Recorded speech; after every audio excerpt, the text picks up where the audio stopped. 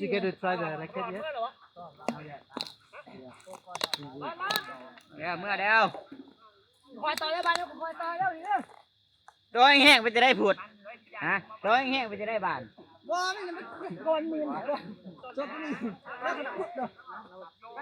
ตัวเขามาสิกว่าไปก็จะเอาเลย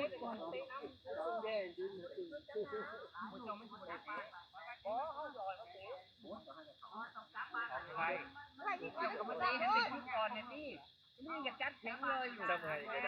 ตะน้ำมันนะก็เลยทำโจ้เป็นคนเดียวเซฟทางไหนมันลงหลังเจ้าวันส่งมาแลน้ำกันอยู่ยังมาเมื่อไหร่เขาเตะหมดหาเราเมื่อตลอดเตะมันโจมเกมพักก่อนได้3 คนเตะมันแบบคือตอนนุ่มๆเตะบ้าง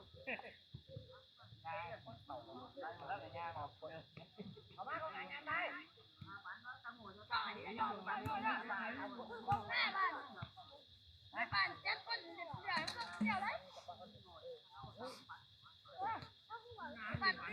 ทีมอยากเป็นตัว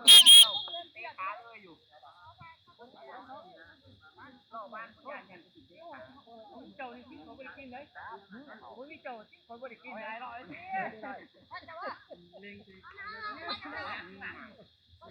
โอ้ยหัวเจ้านั่นนี่คุณนี่เจ้าที่เขาไม่ได้กินเลยเข้ามาดึกไปทั้ง2เหือออกแล้วแรงแท้เด้อบัดนี้ครับดาวขึ้นเมืองมันก็บ่เข้าเขาเตะต่อมีคนเป่าเห็นมั้ย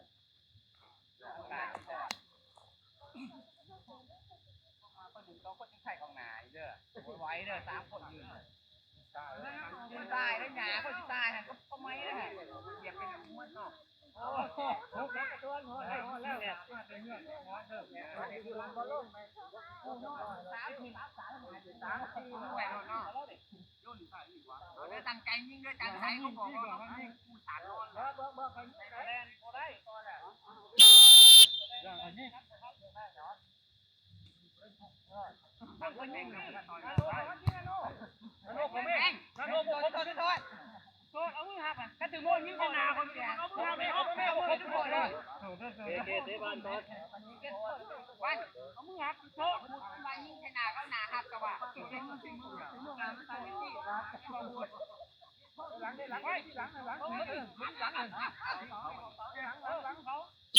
เขาไม่ที่มาเขาพูดเหมือน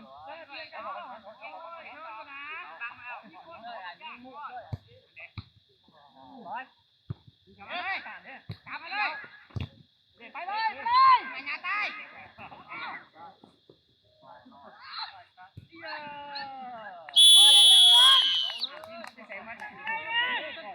มาได้เล็กบอลตัดขบ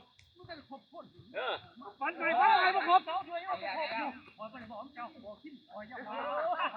ใจจำเป็นอะไรมีเจ้าเต้ปีกเจ๊กันอยู่เจ๊2ทางอยู่เฮ้ยเจ๊2ไม่ตัดใจเลยนะเดี๋ยวผมย่านนะเดี๋ยวย่านจะบ่ได้เรื่องเสียตินาด่านเพิ่นย่านที่ดังโอ้ยสวยคนเองมาทันเองเลยครับเรื่องอะไรบ่เก็บของตายไปเอ๊ะ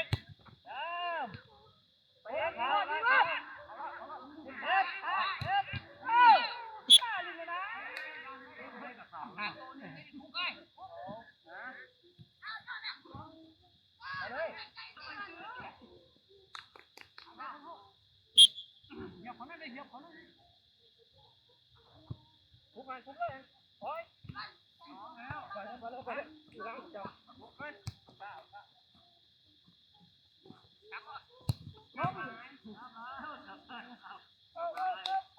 มูต้องหับเสียวไล่ได้ก็ได้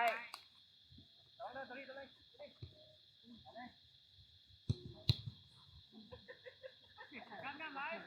ว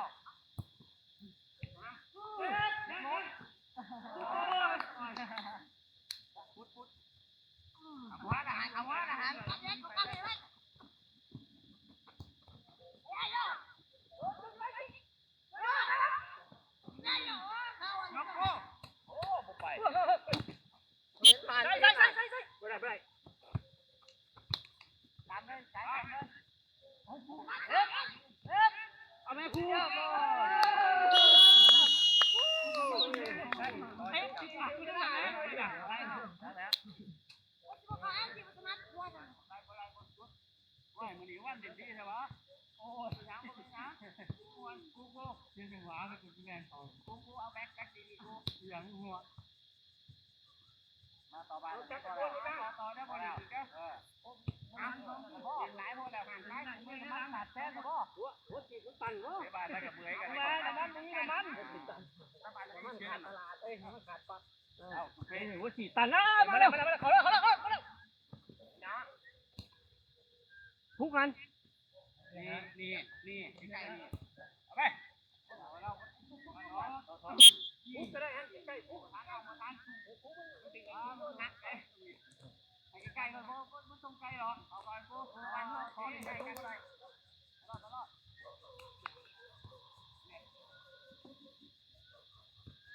นาเลยเอา3คนดีมาไปกับจะมาอะไรได้การไป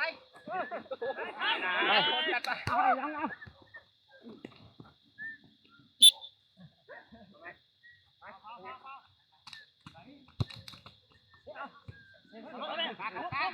ค่อยๆนะสบายแบบแง่หนึ่งนึกว่าจะค่อยโอ้ยเกือบได้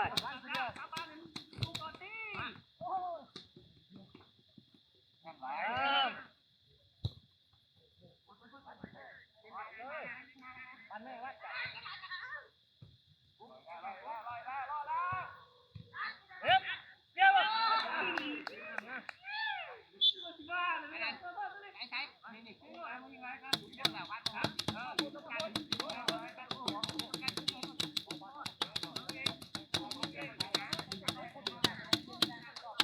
ยับนาได้ยับโอ้โหนี่ตีเลยโอ้ดินเราตีกันดินนาขึ้น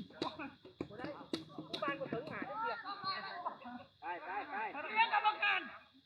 ต่อขาคอยมานั่นอย่าเสียนะแล้วทุกคนเลยต้องเก็บเลยเนาะเนี่ยไอ้ปูไปแล้วไปเพื่อน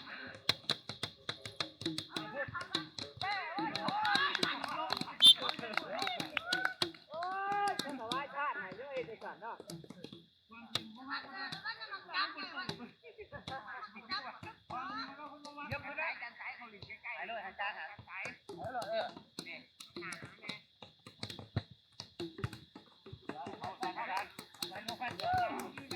นี่มาพูดวิดีโอนี่ไว้นี่ไว้ไม่เขาหาเด็ด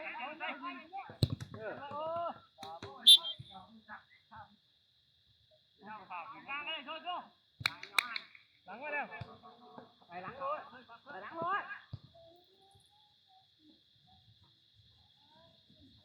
ไป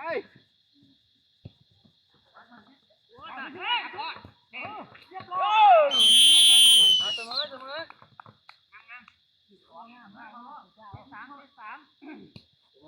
8-3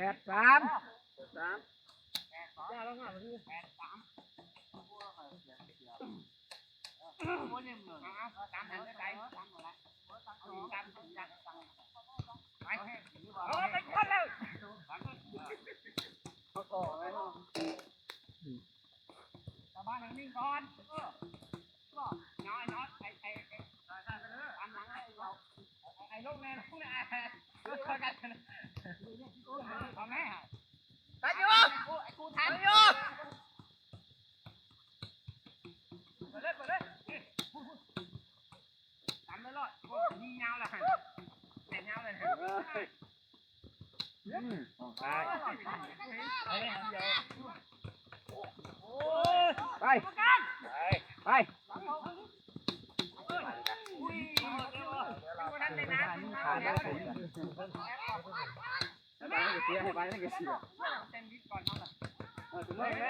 บักอยู่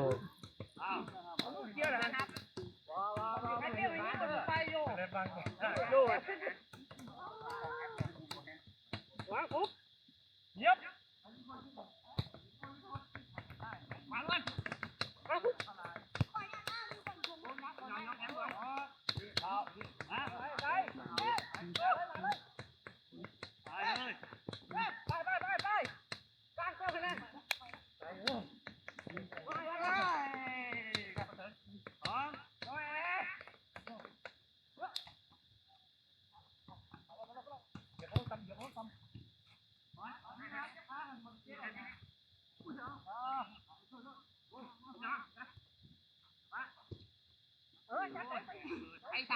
สองหนึ่ง ไปคุกกันดิไปคุกนี่เขาไอ้ เสียบ้านเลย ถือมือคุมมันไหลเอาเลยมึงมันกำอยู่ไปมึงยังรอด ตีตั้งตี บอกให้เขา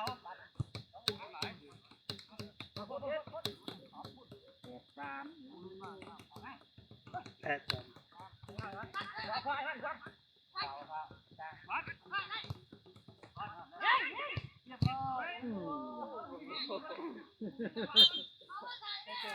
มากันมา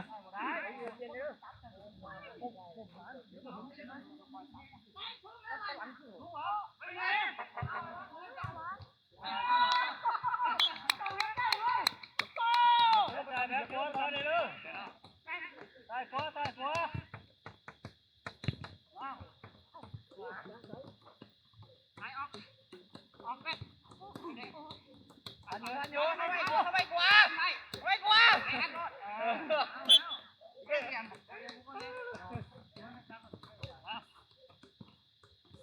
ไปกูได้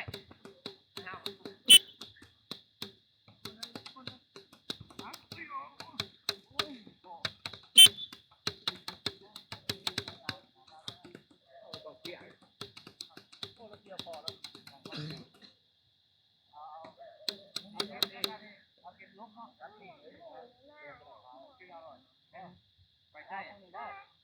เดี๋ยวเอาไว้รอ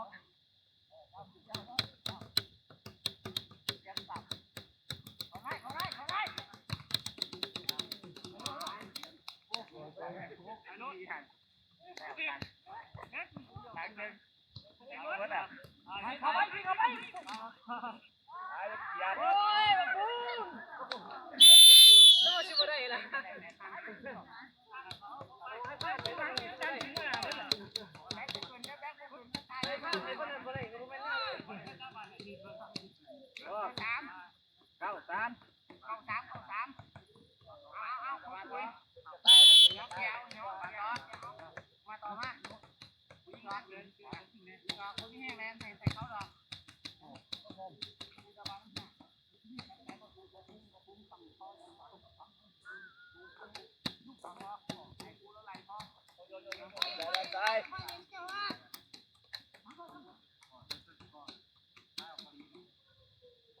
หยิบรถใส่บาเดียวใส่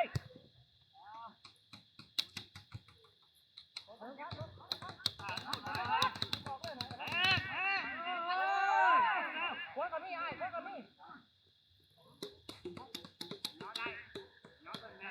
เย็บกระหลังข้างหน้าได้ไหลเลยแล้วนะโอ้เพื่อจะเจ้า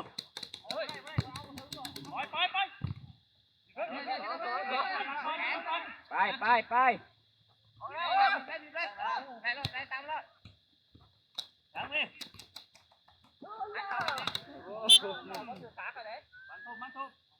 มันถูกใบไม้เก่าเลยอ่ะ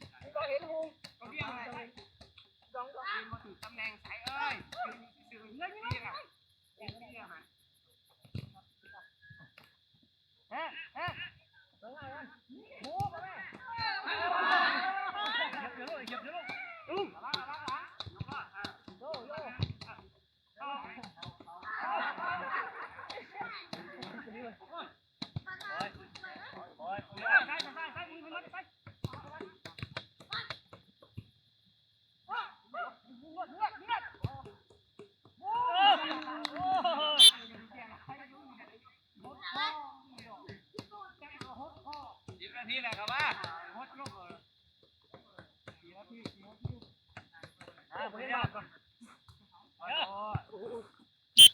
นบ่เห็นบ่บังบ่ใจปล่อยรถจับหัวมันยากโอ้ยนี่เคยอยู่ข้างหลัง นมตายเพราะว่าใจแข็ง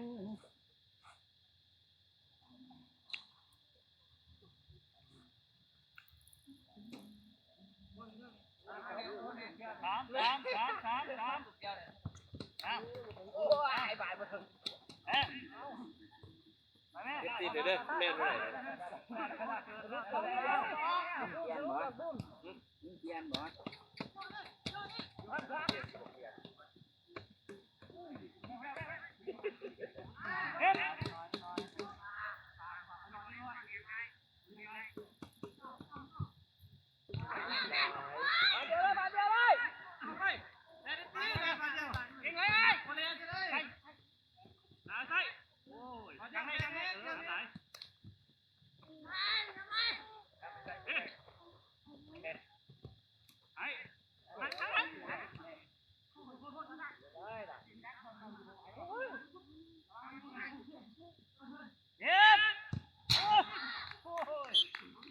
เอาไหม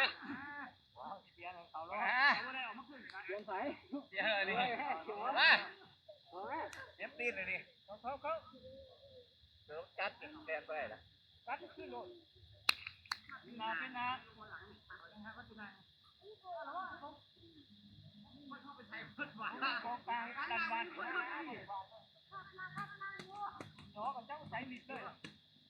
นเห็นหมอแล้ว ได้เลย เอามาเถอะ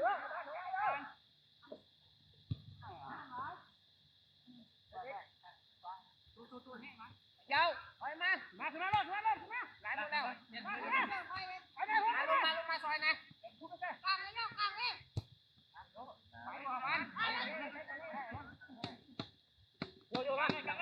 หนาสีแล้วหนาเข้าสีแล้วหนาสามเป็นสีแล้วหนาวเปลี่ยนเลย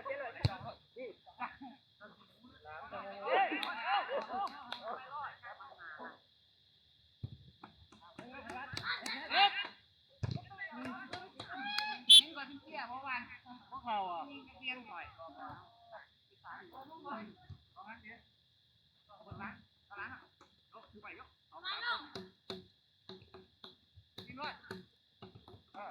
อันเอาหลังวันเนี่ย จะไปเต้นนะอยู่หนาครับได้กลับเบิ้งโอ้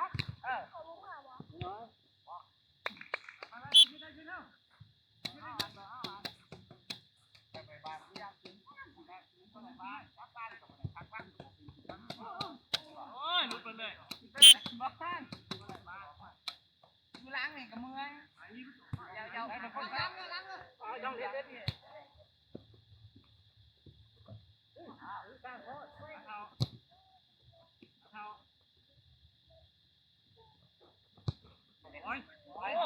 ใส่ซ้ำ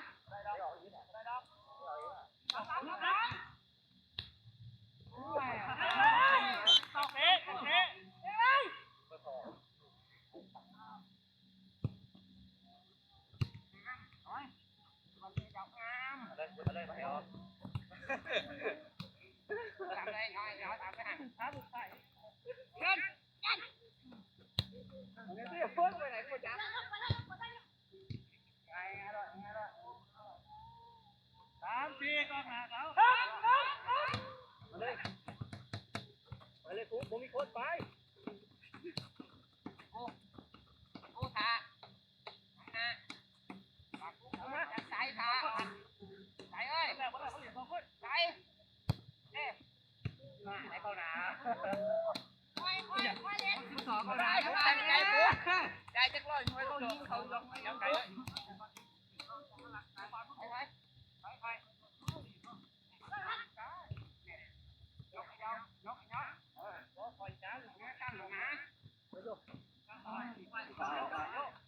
ทุกวันเจ้า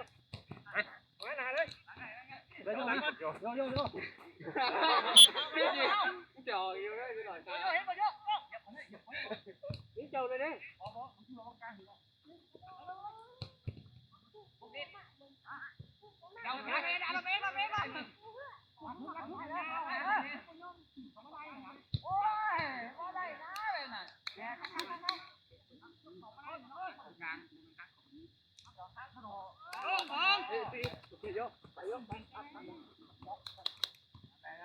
กันไงนะ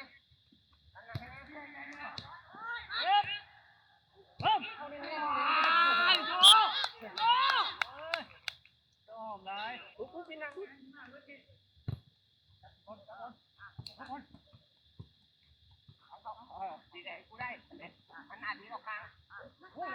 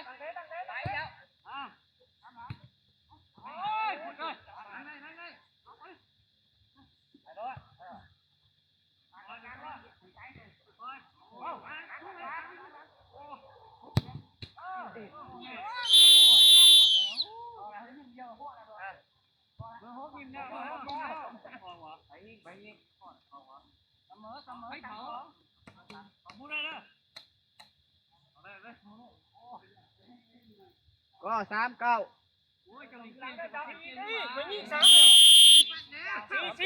นี่บ่จนเดือมแล้วยังวะ ว่าไปยิงสาม เอาจนเดือมแล้ว ไปยิงสามหน่วยเด็ก โอเคก็49ไม่แน่ไม่ได้รักกับไปยิงสามพวกยิงหนึ่งกับตี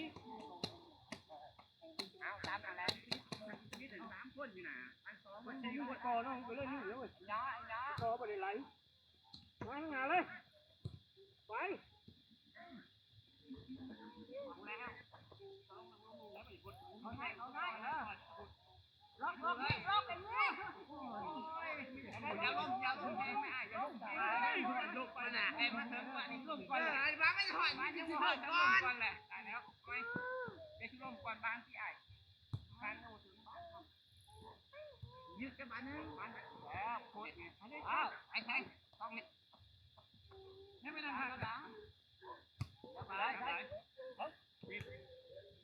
ไปเดียวมาหนูไปไหนเลย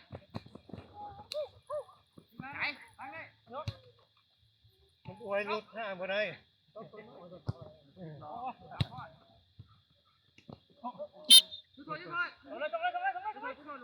ของหลังเนี่ย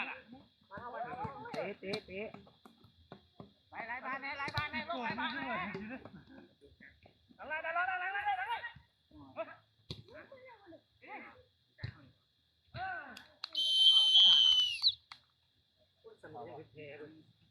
ก็14สั่นก็ว่าเป็นแผล ก่อนอยู่กูเอ้ย ดังเลยพูดดังเลยพูดเลยกัน แท้แล้ววะ ข่อยยังสั่นแม่เอ้ยน้ำไม่ตาย มาแล้วจับมาแล้ว แล้วจะขึ้นโตมันไหนนี่จะปล่อยมันหลอดเลย ต้องมีตัวนี้ขนาดดีที่เอาหนาเขาเออ ใช่ยังโตไปเก็บบ้านเลยออกช่องไหนหาช่องนี้หาช่องนี้กับหลังจ่ายช่อง ว่าน้องว่าเขาทำมาดับ ไล่ซอยไหน โอ้ใช่กูเห็นโดนหนักหลายนะ โ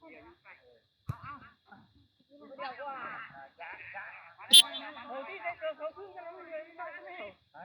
ทุบไปดิใช่ทั้งหลายอยู่เลยล่ะแต่เกิดที่ เขาปั่นคนถึงมาได้นะเขาเก่งนะ ถ้าคนคือ แรงใจแรงช่องเขา ไม่เลยนะใช้เกิดบุญนะ แรงใจที่ออกทางคุณ มาหันมาแล้ว ล็อกรถนะตรงนี้ แรง กันแลนออกต่อไม่ตีใสมาแล้วกันแล้วโอ้นั่นแหละ แรงตามช่องแรงจากไทยเจ้าได้สัตว์ดีแล้วไม่ได้พัฒนาขึ้นไม่นึงอยู่แรงไทยแต่ที่พวกอะไรเนี่ยพวกยูตอนนี้เดีย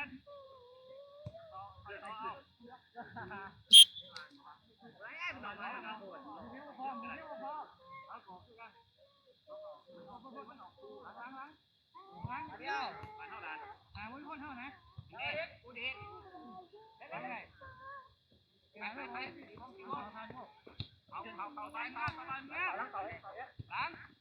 คือได้อีกแล้วนะนี่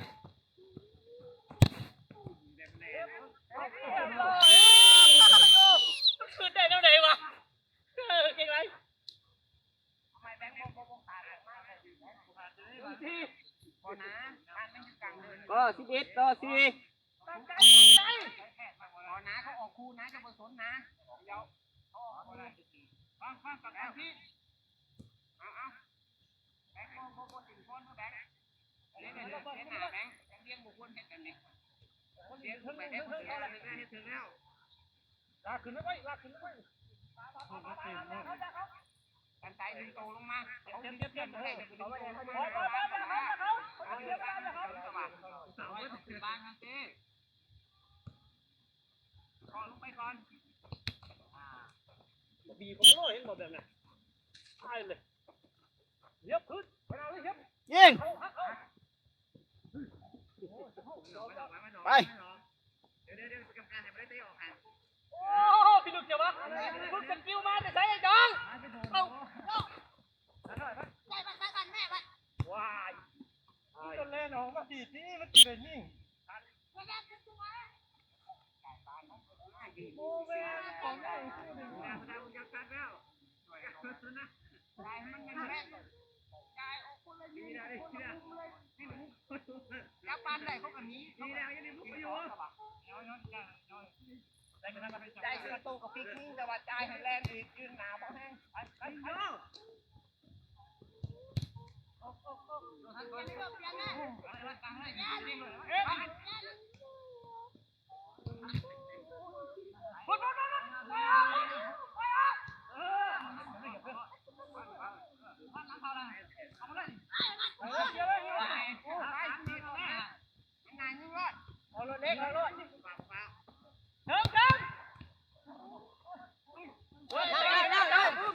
ได้เห็นบ่แต่งโตซะ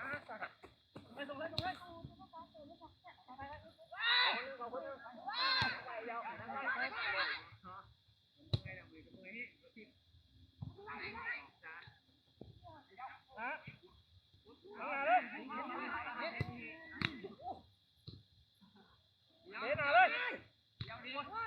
ไปให้ยังไง คุณนายลมเอาหนังเนาะ มาเลยต่อวันนึง หล่อเลยหล่อก่อนไอเดียเสื้อจะยุ่งก็หล่อได้ หายใช่เอาบ้านเอาก้อนนี่มันอยู่ใกล้คนหนาวเด็กไม่ต่อกันเลย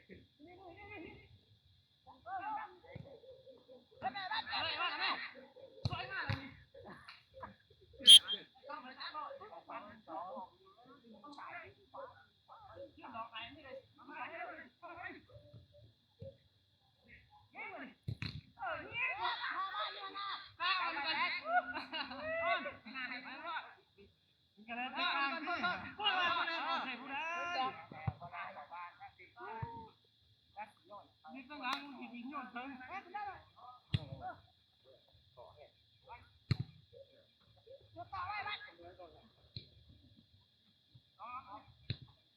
เย็บกันเลยเย็บกันรอเลยมาแล้วแดนหน่อยไม่ได้อะไรหรอก เอาโยกส่งโยก ดึงไปอีก โยกออกมาเลยระวังไอ้ท่านระวังงามบ้านกุ้ง บ้านน้าน่ะเกือบต่อเลย ไป เขาแบงค์เขาจะสุดที่สั่นรุดอันนึงเลยนี่หัวนะหัน นาเลยขวาไม่หัน ก็ได้ก็เตะไปนี่ก็ได้เสียบานไว้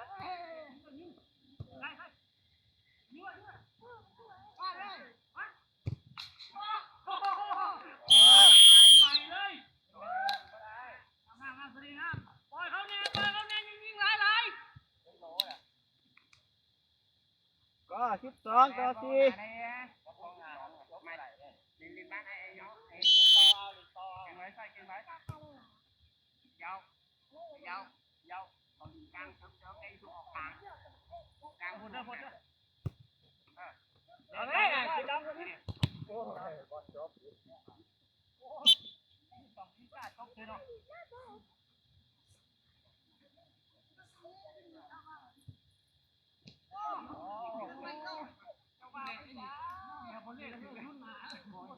สัตยานไปมือนี้คือมันเสียงตายยิงใช่เนาะ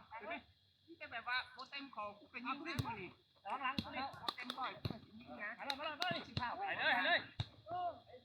เลยไปเลยคนอ่ะไปแล้วคนไปแล้วบูมใส่ผ้าให้เรา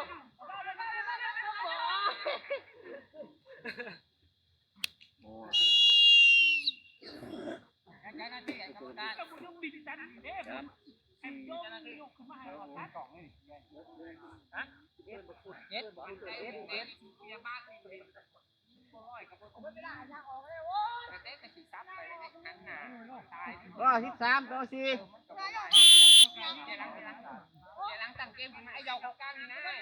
มันก็ไปนะจะตัดร้านเกมให้คอยอยู่กลางนะกลางมันตัวตัดนี่นะไปแม่นี่แต่เขาแม่ครับแต่เขาไอ้ยาวตีออกตัวยิงที่ยังเขามันกับบุ้ยช่องเลยออกมุมสว่างไปมาแล้วอะไรเยอะไปกลับขึ้นไป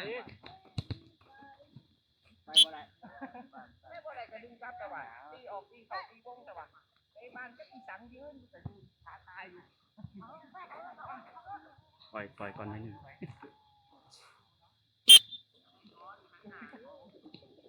ปล่อยนี่13ลูกเลย13ต่อ4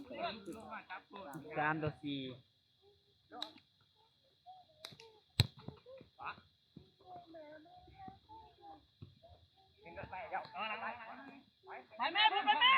พูดมาเล่นช่องเล่นกี่นี่ห้ามาที่วะ หล่อหลายคน สู้ช่องพุ่ง นุ่มร้ายทิ่มจาก4 1 2 3 4 4โตคนมีขาดเป็นหลายข้าวมันไม่ได้ตะเตา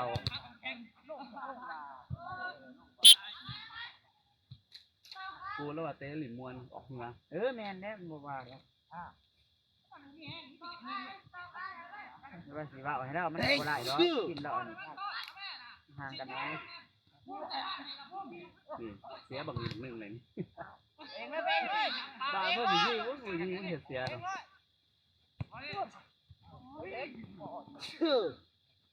ปล่อยในเด็กปล่อยแน่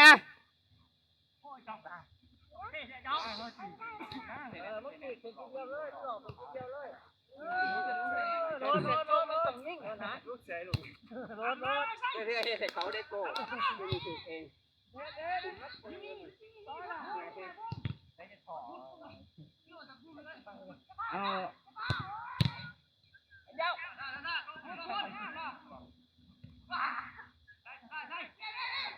กดบ่มีเฮะบ่มีของหลังบุกอย่างเดียวตายมาฮะ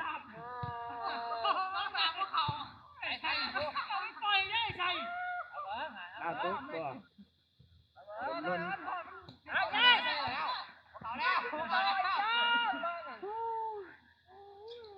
มื่อยเท่อันนี้เนาะกูหลิบหายยิงไม่ได้ตัวนี้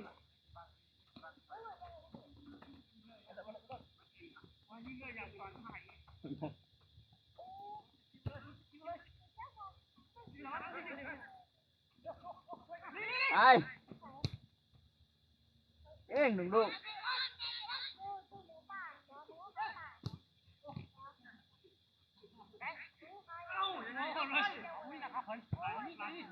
ตัวนังหับเด้เนาะพี่รุ่นรอเป้าร้ายแท้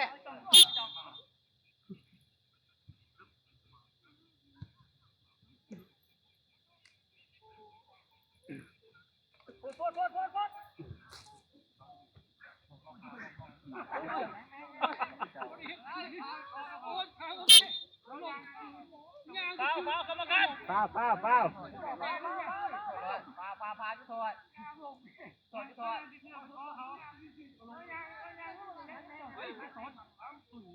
พุดมุมีแห้งแล้ว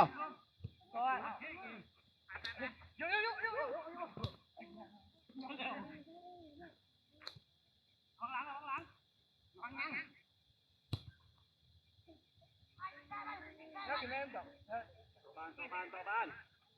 โย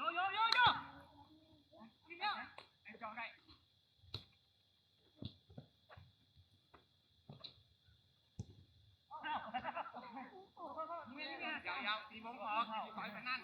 มันมีมุ้งไงได้เองเหรอปากกลางให้เขาแน่เล่นเลยเด็ดไปดิเอา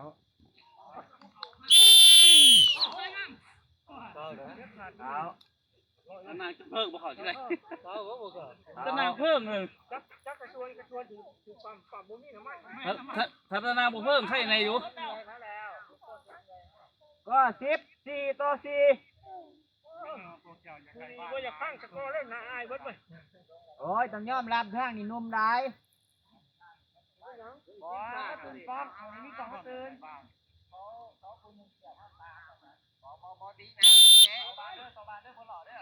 เอาเสมอเขารอบ เอาเสมอแล้วนี่เอาที่ท้ายเขารอบเด้อ เอาทีพันอยู่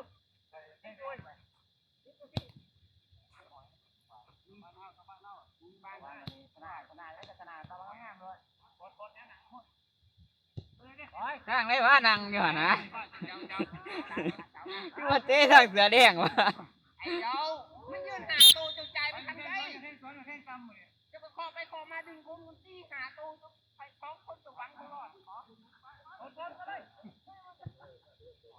เอายืนหุ่มหาตูจนใจไปทางไหน ทดไม่ได้หาสิเด้อ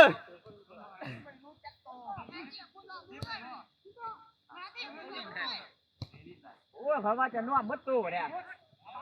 มาเล่นกับปล่อยมันแรงก่อน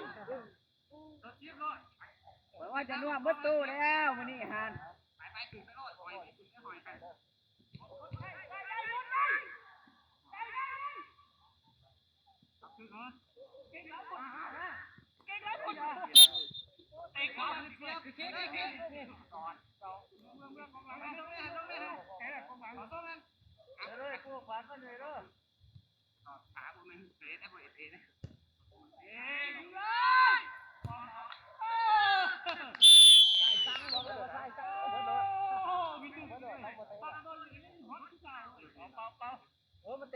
อ่ะ15สิ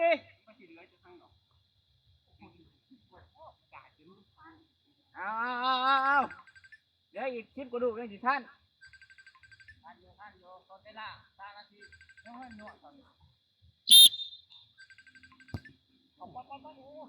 โอ้ยอย่าให้บ้านออกเด้อ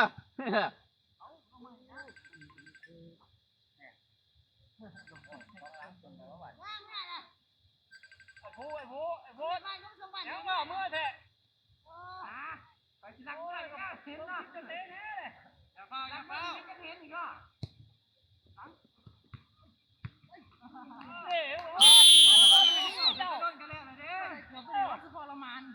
แล้วก็เสมอ5 ต่อ 5ลงมาแล้วน้ำมันนี่แหละน้ำมันนี่เสมอเลยเขารอบเลยมันจะป้องหนาโค้งเป็นไดนะว่าบานมันแบบมาใส่ลงมา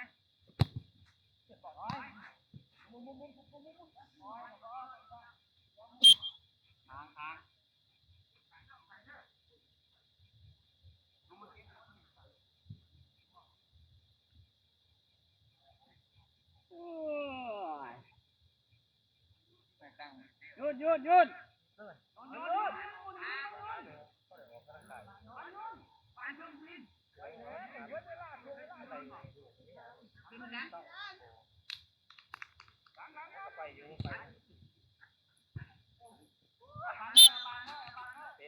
มุมไหน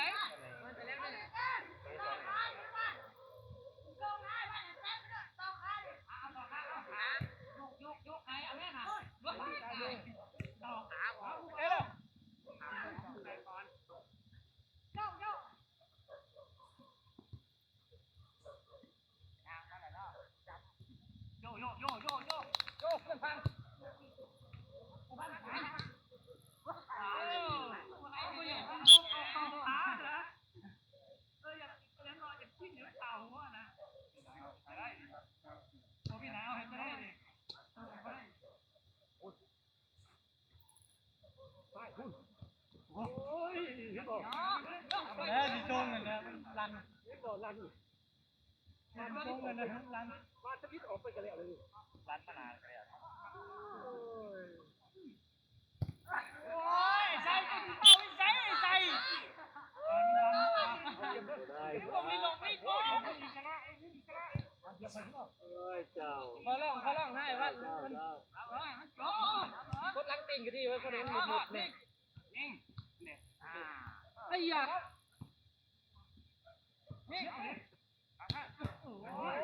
เก่ามีมือมันมือเจ้าเนาะก่อน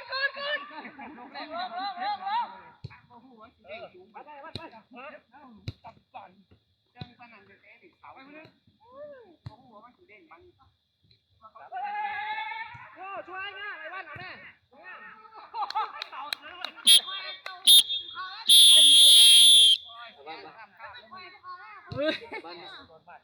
บ้านเนี่ยบ้านมา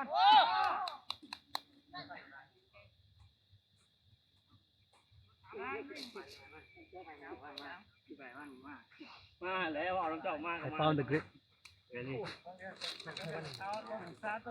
ตีหล่อเขาจะ 10 years old. ไปโบเป็นแหละโบไม่แห้ง